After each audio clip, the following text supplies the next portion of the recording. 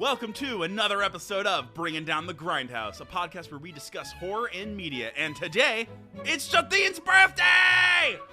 Hi, I'm Justine. Happy birthday, Justine! Happy Hi, birthday! Thanks. Yeah. Uh, Gemini season. Woo! Yeah! Gemini supremacy! Wow. Wow. Okay. Mer, I recall you being a Taurus, but okay. Yeah, I'm not a Gemini, but I could say Gemini supremacy because I want to. Everybody loves Geminis. You love us or you hate us. I personally love us. I don't know about you. I'm about half and half. Anyway, My mom's a Gemini. It's fitting. Yeah. So, what movies are we discussing today? I forgot. We are... I had the notes in front of me. I forgot, though. Today we are discussing Suspiria, the 1977 version, and Black Swan from 2010. Ooh, these are some movies. Let's cut to the chase. Yeah. So, Let's start with the Suspiria. production notes. Of Suspiria. Okay. So Suspiria was released in 1977. It was directed by Dario Argento, who, if you don't know, is one of the big figureheads for the Italian slasher basic movement. So essentially everything that was prior to Friday the 13th came from this dude. Like, Yeah, it came from him and his younger brother, Claudio. yeah, they were the people to start the movement, and then America would adapt it into Friday the 13th and the common everyday slasher. What are the notes? Oh, there they are. Also, the music was done by the band Goblin. They are a progressive rock band from Italy. Okay, I was going to ask, because that music, that was Yeah. unlike anything I'd heard in a movie like that at that time. Oh, they're so cool. It's such a cool, I really like the horror movies are sort of doing like this love affair with progressive rock bands. Like I don't get it. It's Yeah. great. I love it, and it makes sense too. It made me think of the intro to Mandy Yeah. when they had them do the full like guitar solo at the intro. And this guy, or the band, has teamed up with Argento multiple times. They've done the score for like 3 other movies as well. Yeah, Goblin would later do the soundtrack for the original Dawn of the Dead by George Romero. But I also have to say that this is probably the best noise album of 1977. Ha. Truth. By default. It was one of the last movies to be made in Technicolor for sure. It was produced and written by Argento and his younger brother. It is based on the book Suspiria de Profundis by Thomas de Quincey. So when Argento was making the movie, he was fascinated by the magic triangle, a point where 3 countries converge, those 3 countries being France, Germany, and Switzerland. And this is when Rudolf Steiner, a controversial social reformer and occultist, founded an anthropocenic community? Yeah, I don't know how to say it. Anthroposophic. Yeah. There you go. That word. So anthroposophy. How do you fucking say that word? Anthroposophic. I think it's Anthropos. anthroposophy. Yeah. Oh, very Oh, fancy. okay. So if you think about the word Anthropocene, Yeah. Anthropocene, it's a mouthful for sure. It's an interesting idea because it plays so heavily. Like the idea behind this philosophy is that it plays really heavily into the movie, where like the spiritual world is something that's physically tangible that you can actually like go there and experience it. So it's a really good. It's interesting that they would bring this point up because the movie itself does that a lot, where it blends through use of color and sound and whatnot. It easily like creates something that would not normally be fantastical and mystical and makes it so. Right. Especially in scenes where the danger is clearly ramping up, like you are in danger in these scenes. The color will change to like a purple or a blue, and then like the use of sound and whatnot. This movie's all about atmosphere. Yeah, he did. Yeah. They did a really specific job of making sets with the lighting that they needed to be able to create the mood and tension that they're trying to get in those scenes when something bad was going to happen.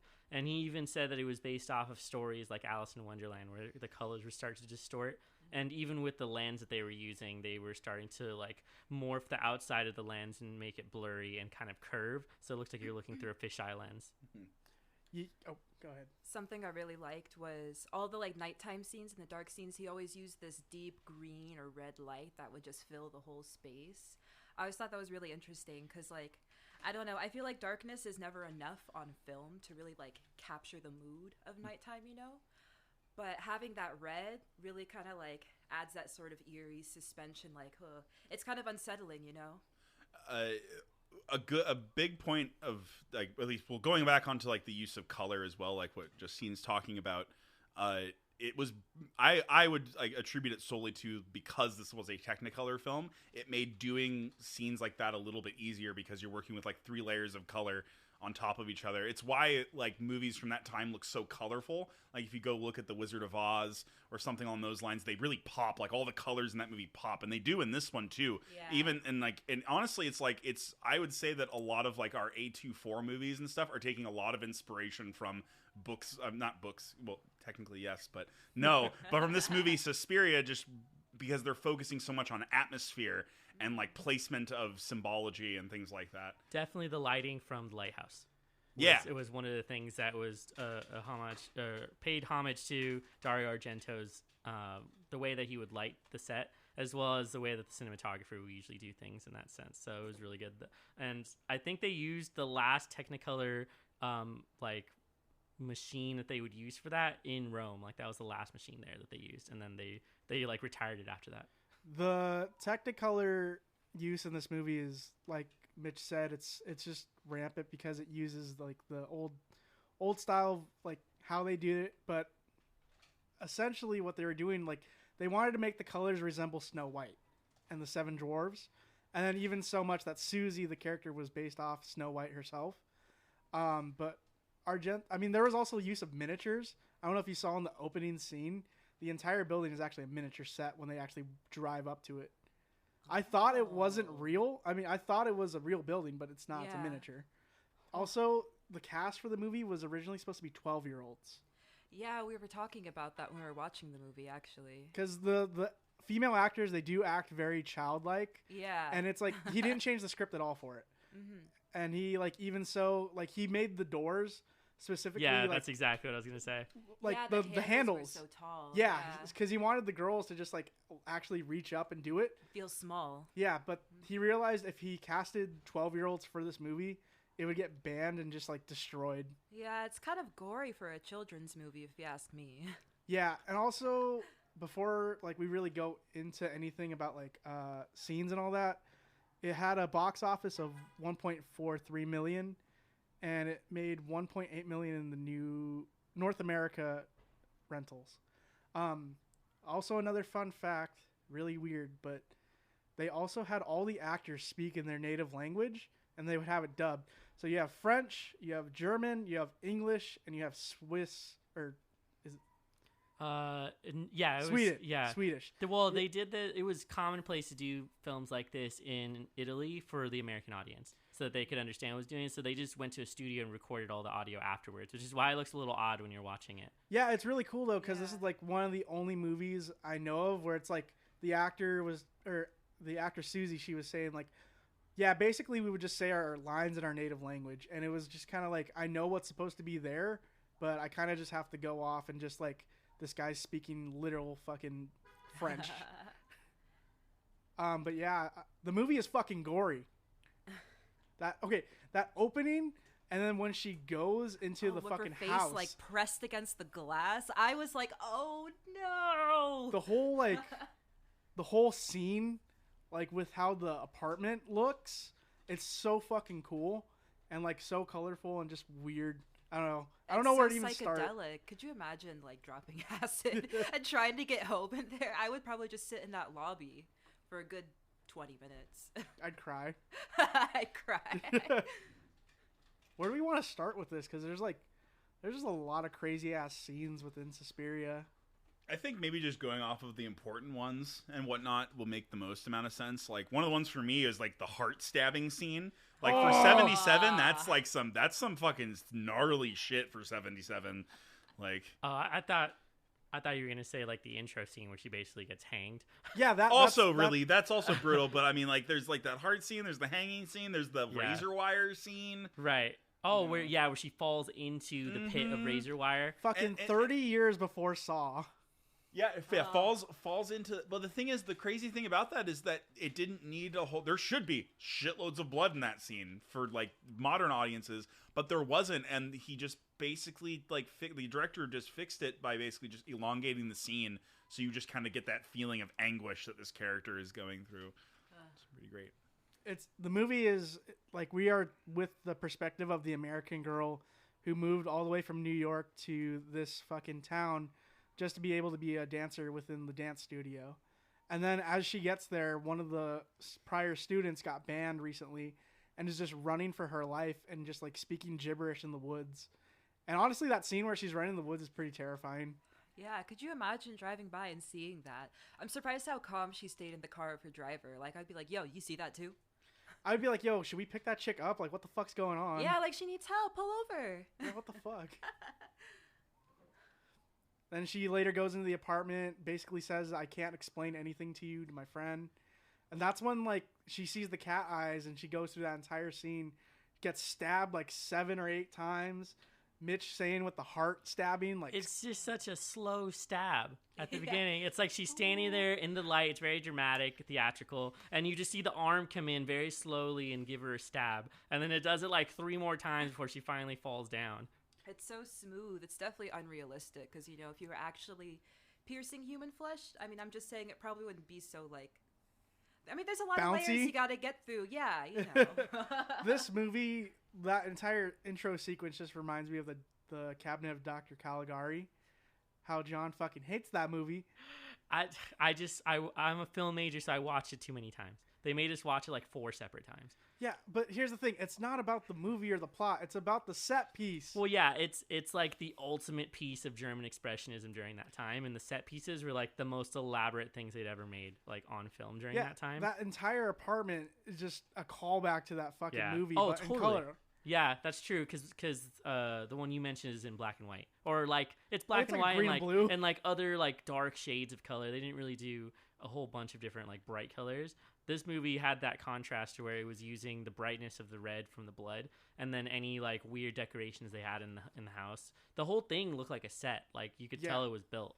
Yeah, that was incredible. And, like, how you could see her face, like, slipping through the glass, and then until it eventually fucking, like, she's hung. And that was, like, the intro to Suspiria that got everyone like, oh, shit, this movie means business. This is real. And then it opens to this nice sunny scene. There's this guy walking his dog, going to school. Everything's cool, right? Yeah. There's no fucking crazy witch cult doing crazy shit. Ah, not at this school. Come on. For a dancing movie, this doesn't have a lot of dancing in it. Yeah. I mentioned that this movie just happens to be in a school, whereas Black Swan was focused heavily around her dancing and the production that she's a part of. So the main antagonists of this school are essentially like a witch cult. 3 witches, in fact. 3 witches. Of hags. Yeah, a few hags, yeah. Well, there's like 3 of them, and then there's one more, and then they do like this brief info dump in like the middle of the movie, where they're like, "Yo, witches coven. If you cut off the head, they're all weakening." Yeah, and that's it. That's literally it. And then she's like, "Okay, well, there might be Game witches." time. Yeah, exactly. I also like the last time when we did our episode on Midsommar. Justine brought up the interesting idea of the 3s being common in spellcasting and whatnot. Oh, yeah. Well, in this case, I would say the 3s that are represented in the characters are, you know, you have the main character. What was her name? Susie. I would say she would represent the maiden. You know, she's young, she's pure. That's like the first part of it. Then the second part would be the mother, the more experienced one. I would say that's probably like the headmistress, not the directress, though. The directress would be the crone in this case. But you see, like, how the 3 have their different power structures and roles that they play. There was that German woman who I thought was like one of the... She's like in between the she's not the Grand Master fucking, you know. The directress. That one.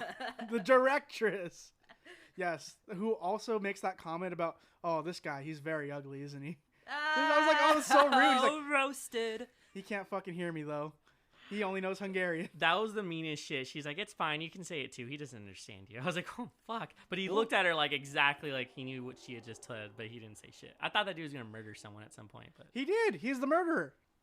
He's the guy that stabs. Did I miss that part? Well, you can see it. How do you know? It's his outline. And all the stabbings, he is the guy that does the killings. I guess that makes sense because they're always asking him to do shit. So he's probably like, yeah. I was kind of under the impression that whoever was doing the killings was like some sort of shapeshifter, because there was that scene where the blind man was. That's the killed. only one that he didn't do. Oh, okay, I was gonna ask about that one because that was, they had the gargoyle on top of the big monument that swooped down, and then the dog came up and bit him. So I kind of got the impression that they had some sort of shape-shifting thing going on. The crazy part about that scene is it's in like some giant Greek Colosseum style thing, and it's so empty and there's nobody around. And it's just, like, super fucking scary. And the dude's obviously blind. And he's just like, who's there? Who the fuck's there? He's not hearing anything. He's just hearing the Goblin soundtrack. Fucking shitting his pants.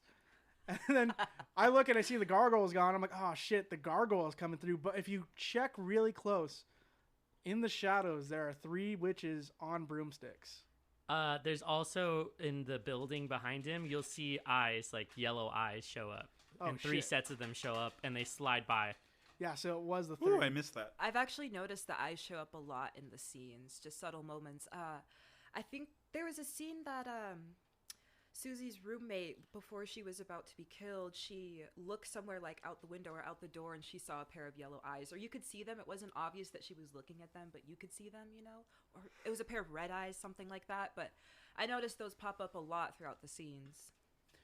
Yeah, the thing is, like, the eyes, they're just... What is that word when they're, like... just put over like the scene? I'm trying to remember. They did it in Dracula. When we saw Dracula, they embossed them. They just embossed the eyes very lightly so you could get that feeling. And then it's like super tension driving because the entire time that she gets sick there, she's drugged with the wine that they give her because she's meek and she should be able to have wine because that helps red blood cells or whatever. Maybe I missed it, but was all the things like making them sleepy in that food or making her sleepy? It was in the wine. Yeah, it was in the wine, right? It was specifically the wine, I think, because I remember the doctor made a point of mentioning the wine. He asked her, like, oh, do you drink wine? And I feel like anytime they make a mention of something, it's always in that, Right. So she was getting, like basically knocked out every night so she wouldn't be able to know what was going on. And that's when her friend Sarah is just like, the directors always leave at 12 o'clock at night. And then she like just happens to stay awake. And she's like, they don't go out that door. The door's over there to the left. They're going out on the right. On some Nancy Drew shit. Yeah. And she's like, what? What the fuck did you say? Like, and then she's like, yeah, that she's going out on the right. They don't leave the building. She's like, if they don't leave the building, then where do they go? And that's what puts Sarah on her investigation that like leads her to her demise. And it was like, this was like a little bit after the maggot scene, which I thought was pretty creative. Oh, God. What do you think about the maggot scene, John? Ugh. I didn't like it at all. I hate bugs. So I was just watching it like cringing the whole time. And then like some of them fall in a girl's mouth too at some point, and she's flipping out. I would have flipped out too. But also she's combing her hair and pulls out the comb, and it's in the comb. And that's when she flips, and they all run out and realize that there's rotting food in the what is the it? Attic. The attic. Yeah, right. Yeah, they're above not them. allowed in the attic. Yeah, but like that place is huge. There's so many rooms and stuff that they just don't go into. Dude, I was just like so scared of this attic watching this movie. Obviously, I mean, like, just for like production notes, they did use grains of rice for the maggots, obviously, but except for that shot with the actual maggots. Yeah, sure. where they look at the food rotting. Oh, dude, it was so intense. Yeah, it actually is real maggots for that one, but the rest of them were just little sprinkles of rice. But when they dropped Sarah on goes into the attic to like get her snoop on, I was just like, there's so many fucking rooms. This room is just like entirely void of anything. It's just like harrowing, I guess you could say.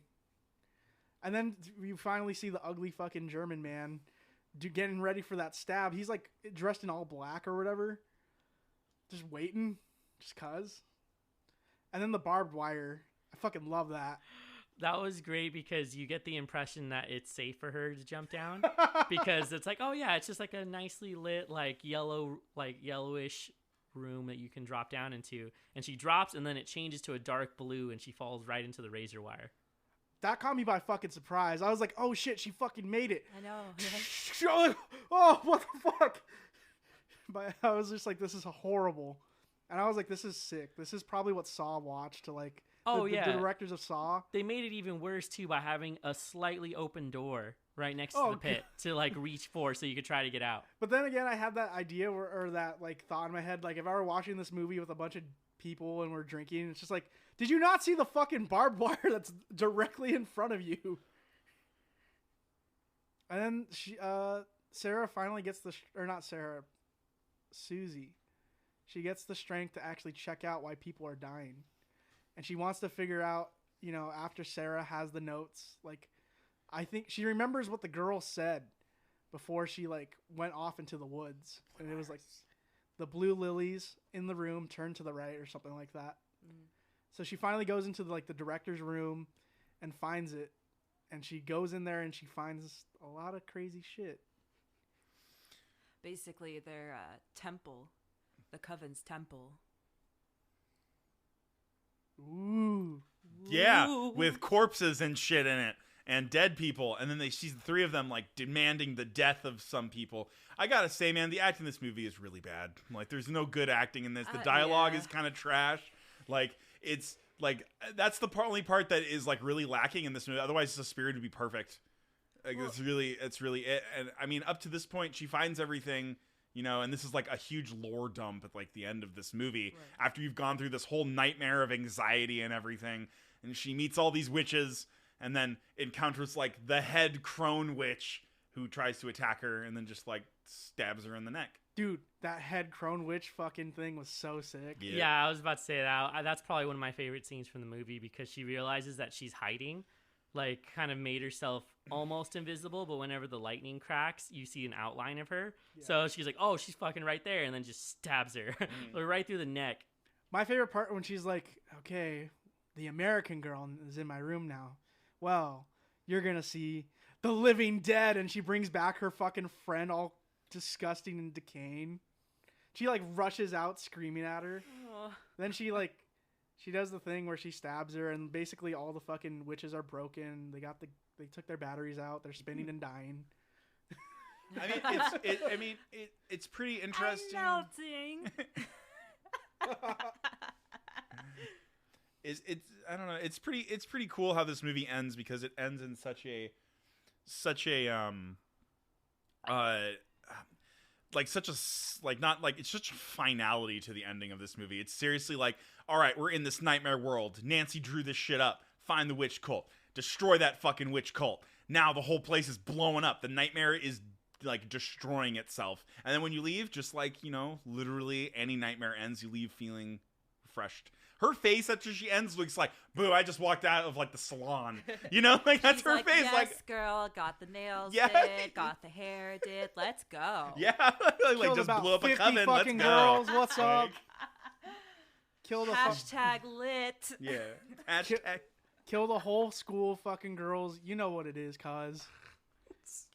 I'm glad that Mitch mentioned how terrible the acting was, because I didn't like it either. The only thing I really liked about the movie was the way it looks and the way it sounds. Well, that's what they were going for. Yeah. So. That's fully like the cinematographer and Dario Argento. Otherwise, that was a shitty script, and they could have adapted it better from the original story, honestly. Okay, one thing I was gonna say about the acting though is I feel like a lot of it has to do with the language barrier that was going on the set, because you know, when you're acting, it has to be authentic for it to look good. And in order for it to be authentic, you kind of need to understand what the person is saying to really feel that, you know. And in a lot of cases, you don't always understand what your co-star is saying. So in a way, I feel like, that was kind of creating this sort of awkwardness between the dialogue exchange. I was going to say, I agree with you. I was like, how can you, well, you can judge the acting, but can you really when there's other people in a studio dubbing over this shit? Well, the original intention wasn't to dub it. It got released in its original language in the country it was released in. So the dubbing was only for the American audience. But see, here's the thing, though. So maybe the American dub sucked, and the original one was all right. But here's the thing. the American girl and the Swedish girl and the German girl, are they speaking their native languages, or are they speaking Italian? Only the American actors spoke English. A few of them could only speak like a little bit of English. There's that scene where she's like, you know what they say about people with S's? They're snakes. Or yeah, like what the fuck? Like it was so silly. Like snakes. That was the one scene that got me kind of like, huh. Right. You're like, okay. Like, we never Jesus. see that chick after that. Yeah, what happened? I was expecting her to be a main character. You know who she reminded me of? Nancy from The Craft. Yeah. And so I was expecting her to be like maybe like a little witch bitch in the coven, but then she just disappears. Where'd Nancy go? Suspiria excels in its sound and visual aesthetic. It lacks in its script and story, but that's the point of it. It's not supposed to be making a big statement about it. It's supposed to just be, hey, you know what you guys could do with sound? You guys can make stuff anxious. Hey, you know what you could do with like scenes of fucking dread and horror? You could make that super colorful and super weird. It's kind of like an LSD trip, honestly. I mean, this use of color in this movie, I think, is to contrast between like the normality of the world and then the like abnormal of the world. So a lot of times the color is there to say, hey, this is like the fantastical part of the world that you have access to. This is where shit is crazy, is on the other side, basically. And so it's kind of like, it's a weird movie. It's trying to represent that there is something outside of our tangible world that we can that we have access to. And how creepy is that? We're also looking at the film through like a retrospect of after seeing so many horror films that came out like in the last recent years. When this movie came out, it was really good. And it was like one of the most violent movies that came out during that time period. It makes sense. So it's like, it makes sense for the time period it was made in and like the equipment and everything they were using. And so this was like his cutting edge movie when it came out. Yeah, there's a lot of positives to say when you look at it from like a historical context. Definitely, if you're looking at it in the modern world, it's definitely a good visual and like audio trip. I would say definitely worth a watch. Every review will tell you that it is a nightmare, and if it's in a good way though. But at the same time, Argento is known for like just basically making the slasher movie genre with his brother. But Suspiria is what cemented him into the horror movie genre, like, just, I guess you could say, history. Suspiria will be his biggest film. Yeah, I think so. I don't know if anything else really came close to that, even though he did make 2 other films that were like a trilogy. Yeah. For this film, so he was obsessed with the idea of a much larger story that was inspired from folklore and other things that he was learning about. And he became obsessed with the idea of occultism and witches and whatnot. And those other movies, they're more of mystery slashers. You're trying to wonder who did it. And it's like Friday the 13th, the original, because when Jason's mom, when she does the killings, it's all from a fucking porn style point of view. You know what I mean? Like, you got the hands, you got the knife. That's called point of view. Shut Point up. of view. POV. Porn of view. That's porn exactly of definitely view. not made in porn. It is not porn of view. Sorry, I wanted to do it. Myrrh. I wanted to say it, and I fucking went with it. All right. The porn of man. view. Yeah, you just strapped on a GoPro and went to town. Yeah, what the fuck, man? But yeah, it will inspire other fucking fuck you guys. It'll sponsor other porn of views. I hate you.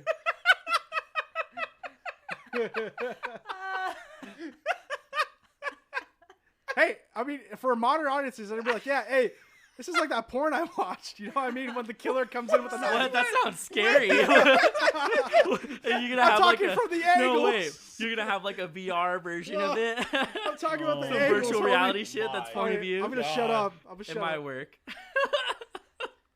Yeah, man, maybe someone's into it. That's their king. I think from They now want to get on, hunted down by witches. every time I want Myrrh's a pimp, she's gonna be like, Myrrh, what's your porn of view? I'm done. This is a great time to transition. Yeah, I think we're done. Into We're done with Suspiria. We're on to a Right. Black Swan. Yeah, different point of view. A different point of view. Porn of views with Myrrh. you should make that a segment. You should have you just interview porn people or talk about your favorite ones. I don't review know. like snuff films. Oh Oh my God, no. So today I've been browsing the B, looking at all the gore vids, and Yeah, Reddit 50/50. trying to get my porn of view. God damn it! No, but the other movie was Black Swan. Yeah. Right. Came out in 2010. Many years later. Black Swan was released in 2010. Yes. Had a very low budget of $13 million, and at the box office, it made a lot of money back, $330.4 million. It stars Natalie Portman. Yeah. Natalie Portman. Vincent Cassell, Jackie from That 70s Show, and Barbara Hershey. You mean Mila Kunis? Shh. Don't forget about Winona Ryder. Oh, Yeah. I was And gonna don't forget about our waifu on Winona Ryder. I was gonna give her the grandest intro, and you guys ruined it. All right. Well, now do it now. Do Okay, it now. rewind. Yep. The apex of everything that is black and dreadful. The love of my life. The one who I will literally steal earrings for. Winona Ryder. I gotta say, I also love Winona Ryder. She's a great drunk actor. Dude, I yeah. felt like she was just sloshed on stage, dude. She wasn't acting. She was actually I know, sloshed. like, Oh, that's that's so her good. method, you know, she That's just so shows good. up hammered to the Fuck set. you guys. I fucking hate you. God. All right, let's roll. Was she not? She wasn't acting there. No, I read a bunch of stuff that said that she was drunk on set pretty regularly. Oh, that makes Oh, sense. hell yeah. Which is pretty fucking funny because she only had a small part. She's like, I've only got 5 minutes of Yeah, screen time, exactly. knocking them back. Yeah, I got it. fools. It's like, I'm Winona Ryder. I fucking got it. I'm Winona Ryder riding with my homies. What? Ew. She has the Ryder Wait, posse. wait. What was that thing that Natalie Portman's a thug? Do you remember that shit? Oh, yeah. Natalie Portman's yeah. a what? Yeah, I remember that one. She's like, say something good about the prequels, bitch. Oh my god, when did this happen? This was on like Saturday Night Live. Oh, gotcha. Okay, that makes Oh, sense. man. All right. Anyway, so we've got Natalie Portman in Black Swan, and she's great. And so is Winona Ryder. She's great. I think she was a good cast for this piece, especially because that she actually is like a dancer. Like she was a trained dancer. Fun fact, y'all, I also am a dancer. Snaps all around. Educated around. dancer. Yeah, I actually like go to college for this. I'm getting Academia. my degree. So, I mean, I know a few things. But yeah, it was cool to see her in this piece. But, you know, there's a lot of controversy behind the castings for the film and some of the credit that was given and not given for certain parts. Shit. You want to say? So apparently Natalie Portman had a stunt double or a dance double. Body double, thank you. Yep. Who did all of the dancing, the very difficult parts for it, and she was not given proper credit when the movie came out. They would CGI her face over it. No, they No? would. So any cuts from the waist up would be Natalie Portman, and anything from the waist down would be the double. Oh my god. Yeah, in all fairness, Natalie Portman did train really hard in ballet for about a year before filming to prepare for this role. So kudos to her for that. But yeah, there's a lot of controversy behind it because, you know, she did get, Natalie Portman got an award for her role in this movie. And there's a lot of people speculating that she did not give the dancer credit because that could possibly put her award at jeopardy. This makes sense because they were hiding that fact until after the award was given. Yeah. On purpose. Yeah. You know how Hollywood likes to do things. Yeah. Oh god. I'm getting flashbacks of that time where they gave Best Picture to that one fucking movie. And then they're like, wait, that was the wrong movie. This is actually the winner. And I was like, oh god. There's so much shit that's wrong with Oscars. Right. But like, it was pretty shady on their part. I'm not gonna lie. Yeah, it's really a shame because it happens all too often in the industry is that dancers are everywhere in films and movies and music videos, all over media, but they don't receive the proper credit for the work that they do. In this case, Black Swan, which is a really well-known movie, but everybody knows Natalie Portman's name, but does anybody know the name of the dancer? Nope. I mean, It's somewhere on our notes. Exactly. The point. That's my point. Yeah. Yes, the ABT soloists Sarah Lane and Maria Rossetto.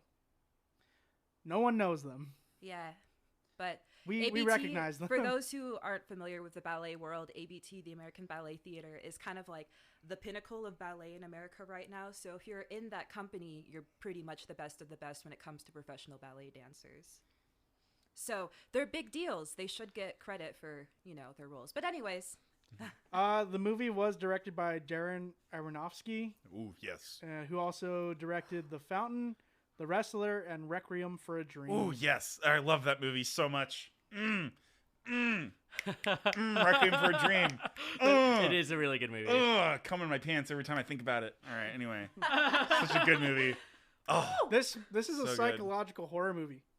And I honestly thought it wasn't at first. I thought there was outside forces that were dealing with Natalie Portman. Oh, like stuff was happening to her? I thought, okay, in that intro scene where she dances the white swan with the demon inside of her dream, I thought there was an actual demon that was trying to get into on the other side of this world. So every time I saw a scratch, every time I saw a hallucination, I was like, oh, this dude's just trying to manifest himself.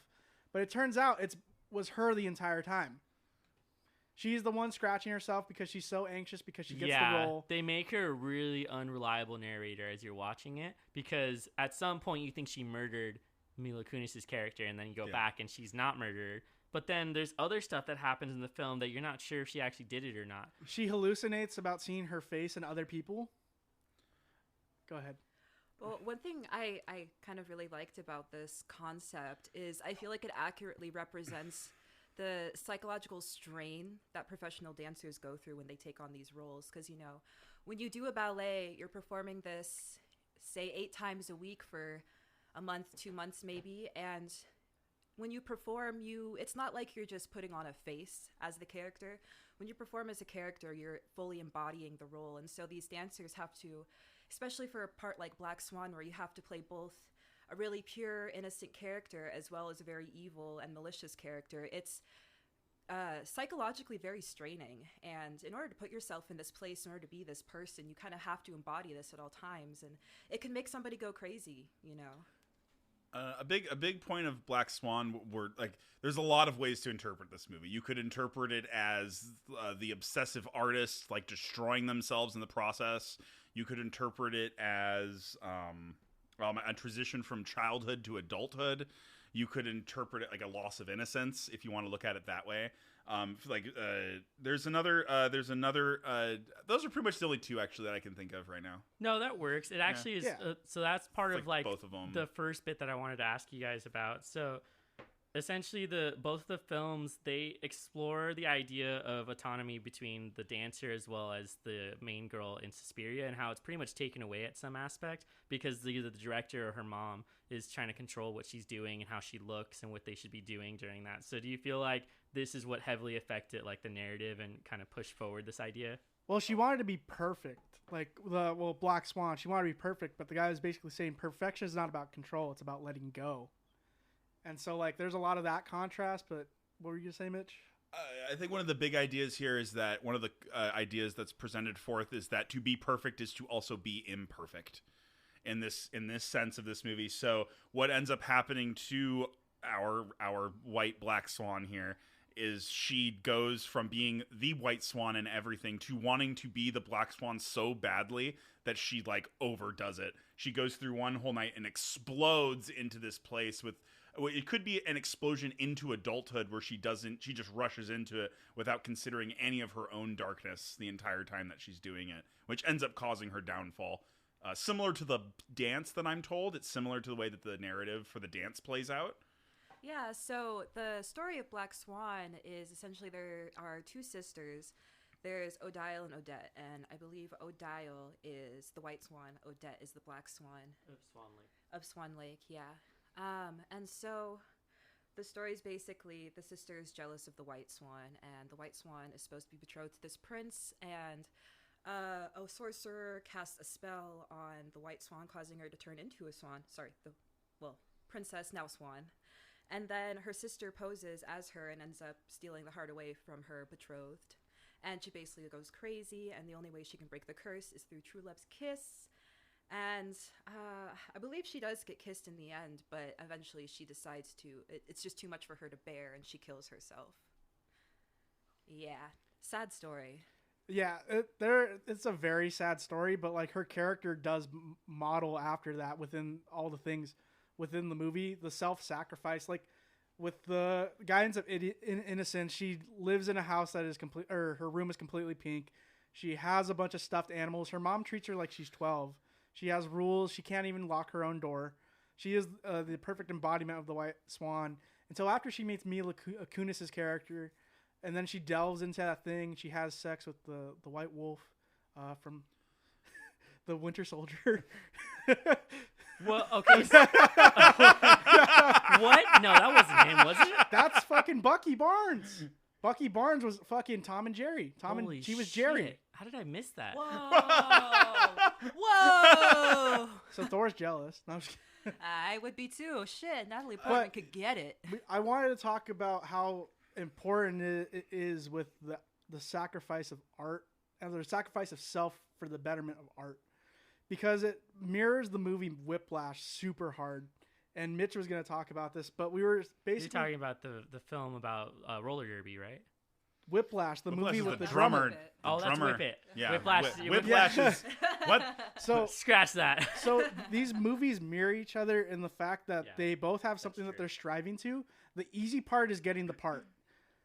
Within Whiplash, you had Miles, the drummer, trying to get the part to be in studio band. Within this movie, it was her trying to do the Black Swan dance. They both get their parts. That's the easy part. The hard part is earning those parts and perfecting it. Well, I mean, you do have to also note in Whiplash that dude abused the fuck out of his students. Yeah, but here's the thing.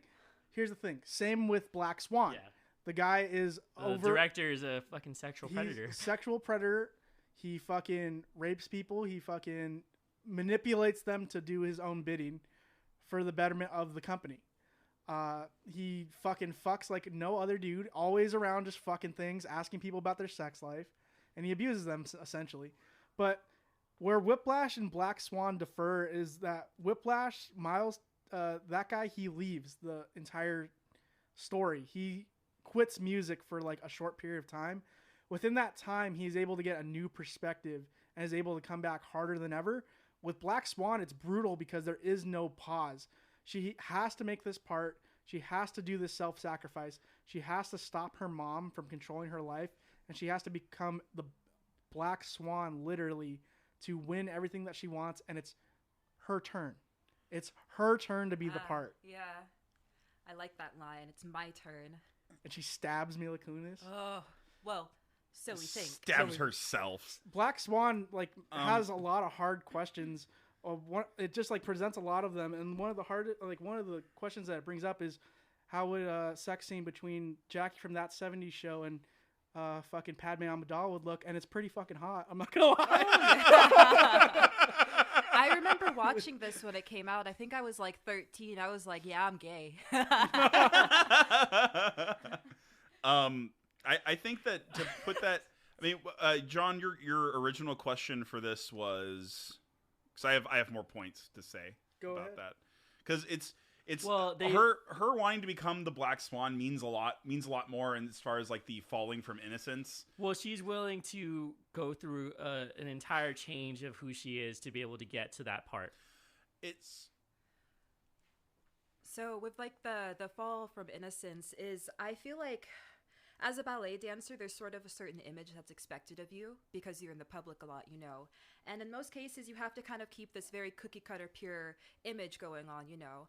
And a lot of people will end up growing up in the industry with that mentality that they have to present this image. However, there are exceptions when you're asked to play roles such as the Black Swan, which pretty much contradict all of these rules and regulations that you've been forced to live by your whole life, you know. So in a sense, she's kind of working on this like internal struggle of breaking away from these patterns and habits that she's developed throughout her entire career. It's not so. I agree, but I think that a lot of it comes from her mother. In this sense, the mother is actively jealous of her career. I'm pretty certain that her mother is like borderline personality disorder too. Just judging her by mother her was a behavior. dancer. Yeah. Well, that's the big thing though, is that her mother is a dancer, is jealous of her career. She actively tries to sabotage it with the cake, things like that. You know. Also, there's the idea that potentially that Natalie Portman's character, Nina, is it Nina? Yeah. Nina. Okay. Nina was sexually abused by her mother, and it's seen in like a bunch of different interactions where the frosting on the finger scene, really uncomfortable. I don't know, anybody else feel really uncomfortable when they watch that? Or every time she tells her to take off her clothes, all the time, and she's super uncomfortable with it. And then all of the portraits of her that she was painting. Now that's a little creepy. Because she just wants to be her so bad. And then there's another thing where you've got the sex scene that Murr's talking about. Although might not have happened. Not that I don't think that it didn't. I just don't think that it is literally a sexual thing. I think that it is literally Mila Kunis's character trying so hard to be the White Swan again, and then it is Natalie Portman's character wanting to be the Black Swan so bad that they form into each other. The problem here is literally once she has transitioned to the Black Swan, there is no way to go back. Once you have lost that innocence, you cannot go back to being the White Swan anymore. Because you have already surpassed it. You've moved so far away from it, is the idea. I'm glad that you brought the mother up because it just reminded me of another thing about Whiplash. At the end of both of these movies, they are doing their hardest performance ever. At the end of these movies, they both look out in the crowd and they see their parent from far away. The parents are mediocrity. That is another driving force. They don't want to become their parents. In Whiplash, you have the lazy dad who just watches TV or watches movies and teaches kids out of high school. Miles doesn't want to be anywhere near that. In Black Swan, you have the mother who was also a failed dancer who was trying to sabotage her daughter at any point. That's another driving force for them to act so hard and just to try to just get rid of everything that isn't a part of their craft. It's also not that her mother was a failed dancer, but that she had to give up her career because she got pregnant with her daughter. And she blames it on her. Yeah, she blames it on her, and she also forced her daughter into dance. I feel almost as like a punishment, sort of like, you did this to me, now you have to continue my legacy, basically. Dude, that was so fucked up. She's like, well, you should have been a better dancer. She's like, I would if I didn't have you. I was like, yo, who the fuck? Yeah, that was really heavy dialogue. So that was something that I thought of when I was watching it, was that the dialogue was really good. As far as her and her mom goes, even with some of the scenes where she's talking to other dancers and whatnot. Or like Winona Ryder. Yeah, Winona Ryder was just like complete agony and anguish when she just... But like, you can't even be sure if she actually did walk into the street and get hit by a car on purpose because she just wanted the attention back. And the dude was sexually abusing her, obviously, like the whole time that she was like the lead on any of the things that he was choosing. Yeah, it's and then to get like replaced like that. Yeah, he's so creepy about it. He's calling her little princess. So it's like, it's really weird because what they do through the whole film is they make all of the women unreliable narrators because of something that one of the dudes has done to them because of the world they're living in. In both movies, we have an American coming to the frame and changing up the embodiment of the work that is given. In Black Swan, Mila Kunis is everything that Natalie Portman isn't. She is sleek. She is sexy. She has the flow. She's laughing while she's dancing. She is not precise in perfection. She is loose and just she embodies water, I guess you could say. She just flows. And it's ironic because as a dancer, that's something that a lot of people really look for when they cast dancers. Is perfection? Not perfection, but flow in the movement. And flow comes from movement away from that precision, because you have to move to the precision to get to that point, but then you also have to move away from it, which is really challenging for a lot of people to grasp.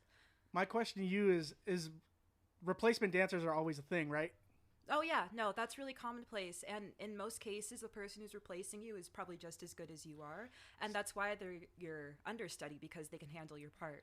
So that's the thing. We also have the threat of mediocrity from the parents, and we have the immediate threat, just like in Whiplash with the seat chairs. Yeah. The threat of a replacement brings you fear and anxiety to your role, so thus you work harder and sacrifice more. Yeah. That's like the ultimate fear for her, is that she will not be able to do the part. That's the only part she wants to do. It's the only dance she wants to do. Well, so that actually makes me think, so that leads into sort of one of the other questions I had written down because it was so noticeable, was that she does have her solo when she is dancing as the Black Swan. And fucking I felt incredible. Like it's so good. I think this was probably one of the moments where she is metaphorically reborn as the Black Swan on stage for everyone to see, and it's like one of the best dance scenes in the whole film. Her eyes, the makeup, the aesthetic that she has, every time she flaps her wings, more wings come on. Chills. I was I literally had my fucking hair was standing up when I saw that shit. Or swan bumps. Swan bumps. That sounds like a really bad progressive rock band. Right? Oh yeah, let's start our prog rock band, Swan Bumps. We are Swan Bumps. 1, 2, 3, 4. So yeah, we are Swan Bumps. 1, 2, 3, 4. Nah, see, we won't even do 1, 2, 3, 4. It'd be like 3, 7, 5, 6. Yeah, Like, it's like 3, 7, 5, 6. 13 15ths. 13 15th notes. Let's go. Let's do some 7/8. See, that's what It's like, what are you even doing? I want some 8/15ths right now. Yeah. Let's get with the nonsense numbers. Let's just make fucking any roll musical dice. sense. There's Let's not even fucking divisible roll by dice and 4. just put that together. Anyway, so wait, but there's more though. There's more. Well, yeah. What was your question? Well, the thing is that she was basically reborn on stage as the Black Swan, because you get to see the feathers grow from her arm as she's doing the dance, and then her final pose at the end, her wings are fully formed and she ends up being the Black Swan, and from that point on she isn't anything else besides that. And so really what it was getting at was, did she actually get what she wanted? Like, did she get to that perfection, and did she do the ultimate sacrifice, which is just killing yourself? Because that's what the character does in the play or in the production. It mirrors so perfectly, and there's so much sacrifice that is done that she did the ultimate sacrifice to do the part that she was born to do. And she looks happy, like she's laying there dying, and she Smiling. feels like she's got it, like she made it. It's literally the death of innocence in this moment. It's literally her achieving the adulthood that she wants. She has been craving this adulthood the whole time. Like, Mila Kunis's character is adulthood, like in metaphor, simply because she handles her darkness well. Whereas Natalie Portman's cannot handle her darkness. And a matter of fact, it's displayed many times in the film where she separates herself from it. She actively avoids it and stays in childhood. Although it is partially at the fault of her mother, but it's seen in many scenes where she's sitting apart from all the other dancers. She doesn't hang out with them. She stays away from them. She doesn't want to be like in that world and whatnot. There's just a lot in this movie. Yeah. I'm actually really happy that it got nominated for a lot of awards. Like, the fact that a lot of people saw it and they were like, yeah, this movie's fucking incredible, it just makes me happy. One of the other things that I noticed while watching it was this idea that so there's a whole theme that occurred in film that sort of showed up around the 70s and kind of went away for a bit because of the feminist movement that had shown up, but then reemerged in movies later on in the late 2000s, which was the idea that any woman in film who started to be sexually progressive and went into maturity was in some way punished. It's the same way that they do with slasher films. Anyone who has sex dies. Yeah. And so in this way, because she had reached this sort of maturity out of her small childhood that she was forced into in her late adult life, she was basically punished when she got to the point where she wanted to be and wasn't able to live her life after that. She only had that brief moment on stage. There's just so much. This movie is a can of worms. I mean, at this point, I feel like I've said everything that I want to say about Black Swan. Right. To be quite honest. But it's a fantastic film, though. So then, what were your favorite scenes from both films? Just the entire final dance as the Black Swan, how menacing she looks, how chaotic and beautiful it is. From Black Swan, that scene really hit me. And then in Suspiria, I would probably say when the Crone Witch is then check out the Living Dead, and her friend just comes in, total zombie, just trying to stab her. Black Swan is really hard for me to pick one scene from that movie because so many of the scenes are so integral to the whole point of the movie, to the initial moral or the theme, however you want to go along with it. But I would say that probably one of my favorite ones is probably the final dance, like Murs said. It's really iconic, and it really is a change of looks and whatnot with the wings and the oh my gosh. One thing I did want to talk about is the use of mirrors in this movie. Constantly, we have mirrors that show Natalie Portman or Nina's character's transformation slowly over the course of the film, and then it's very ironic that she dies to a mirror. Right, yeah, she stabs herself with a piece of glass. I just think that's a funny little thing to point out. It's a small piece of horror that people are afraid of. There's the old folklore stories of a doppelganger that was around to kill you, and if it does get you, that dark version of you will take over. See, I'm glad I mentioned it. Now I got some cool new stuff to look up. But anyway, favorite scene from Suspiria, probably the entire opening of that movie is so fucking good. Yeah, I was actually going to say the opening of Suspiria was probably my favorite. There was this one particular moment, and it's so small, but it's when she's leaving the airport, I believe, and she's looking at the sliding glass doors, the automatic ones, and as they open, the music starts, that like eerie, twinkly music that's consistent throughout the movie, and when they close, it stops. And it continues that as people go out and in throughout the airport. As soon as she's out there, the music's on and it's going. The use of silence in that movie is really good. I mean, when we talk about what things movies do well, we should also talk about, I mean, what movies do. We should also talk about what they don't do. And Suspiria is one of those ones where it doesn't have constant sound all the time. There's like a weird breath that like tries to keep you in this atmosphere. And then I think, yeah, probably the ending scene from Black Swan is my favorite scene because, throughout the whole movie, she's really striving to find this perfection in her performance, which in reality is unattainable because, you can't define perfection, really. It's different for everybody that perceives it. But, in a sense, in the end, I feel like she really did get as close to perfection as she possibly could. I mean, she did beautiful on stage. But not only that, she was completely authentic to the part she was playing because she really did experience the role that she put herself in for this performance. And, she did end up killing herself in the end, which is, I think, about as perfect as you can get. I mean, that's genuine. It's her only dance, and she kills it, and she kills herself. She kills it, yeah. She kills it, Fun fact about it, but do you remember that part where he's like, would you fuck this girl? And the dude scoffs? That's Natalie Portman's husband. Now, now they weren't married then, but now they are. And she was like, that guy's a pretty good liar if you think about it. It's like, shit, yeah, I would. Shit, but I'm not going to say that. She won't like me if I say that. Yeah, that was also a weird moment because he's like almost trying to force an answer out of him. Yeah, and he's like sitting there like, dude, you can't say shit like that. Like I'm not gonna. Yeah, what the fuck? No. Yeah. He just like kind of waves it off. Like I'm not gonna answer that. That's a weird moment. What was I guess your favorite scene? Suspiria was definitely when she gets murdered, when the old witch gets murdered. But also, for some reason, I really like the scene where the blind piano player was just like, fuck this place. Like, you guys are fucking whack. And, like, just ends up, like, leaving. And he's like, I'm fucking blind, not deaf. She's, like, fucking yelling at him. So fucking funny. And he goes out. Yes, tell them. And then the other part, I mean, like, Black Swan has that part where it's just like, I have a life. Yeah, that was great. He gets up in the middle of playing and is like, I got a life. Like, don't work too hard. Like, just go home.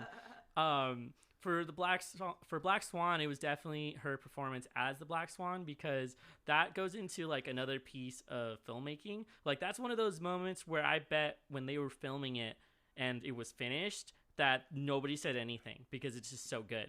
You get a combination of like how she's doing, like that must have been a really crucial moment for Natalie Portman as an actor to get into that role, to be able to do something and then to see all of the emotion coming from her face. And then you have all of the elements stacked on top of it. You had good cinematography. You had them like going around her, capturing movement that you don't usually see for dancing. You usually only have one view and that's it, like the view from the audience. But in this case, it was following her around and spinning.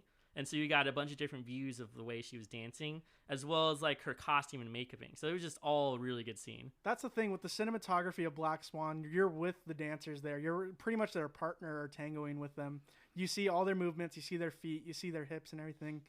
But I believe in that moment when she transitions into the Black Swan, I was like, wow. If this didn't get nominated for an Oscar, I don't know what the fuck would. That has to be the moment. Yeah. No, that moment, I was literally like, if this didn't, I looked it up and she got it. And I was like, perfect. That's all I wanted after viewing that scene. Did you guys have any other final thoughts? I have a quote that was not in the movie, but should have been in the movie for Black Swan. It was in the script, but it was cut. It was by the director. It is the most... This will probably hit Justine more than anybody, though. What we do is beautiful but fleeting. Dance is not immortalized like music, poetry, or art. It doesn't grow old in museums and churches. It lives for now, for this moment only. And this is your moment. Oof. I feel that. Shit, ooh, that's some swan bumps. Yeah. Because really, if you've ever actually been to a performance, it's a lot different than seeing dance recorded, like on a television, in a music video. Seeing dance live is a whole experience, and it really can't be replicated on a video. It's something that only exists that one moment you see it. And even if you happen to see that dance on one night, it could be a completely different feeling the next night, you know? And so it really is unique, one-of-a-kind experience. I can't believe that was cut from the film. Yeah, so was this supposed to be a moment where the director speaks to Nina before going on? He speaks to her in between. This is between the white swan and the black swan. Yeah, when what she falls. Fuck? Why would you cut that? That's good. It is, but it might be like a little contradictory to his character. It might make him more likable. Maybe the director doesn't want him to be likable. It would also. It's a great quote, though. It would put emphasis on him instead of her too. Yeah. So I can see why. I feel it. I feel that, but that was a hard one to cut. Yeah, though, I bet that's probably a tough one. Because they didn't want to make the reason that she did so well him. Yeah. They wanted it to be that she came through and did it all on her own. It's about her journey, and the other people are just the factors that play into that more so. Yeah, that's a great fucking quote to end on. Well, I just want to remind everybody we're super easy to find in all the streaming services. You can just go and look us up at Bringing Down the Grindhouse. You can just Google that, and it'll take you to the website as well as all the streaming pages. We're also on all of these social media sites, so you can find us on Facebook, Instagram, Twitter at BDTGH_podcast.